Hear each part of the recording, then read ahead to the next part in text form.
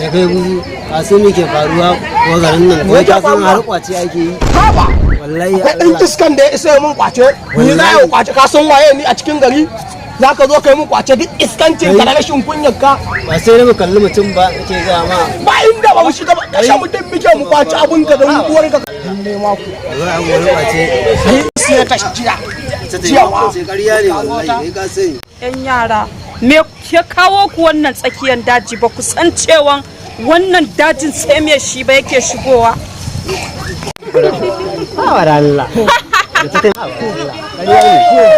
Yara Mutumin nan ne ya ga kanka. Mana ne wanda damu na yake shi wani.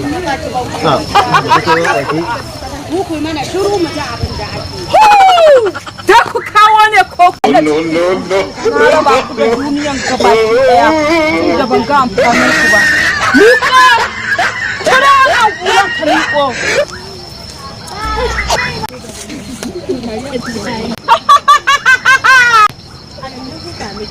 Lai ba.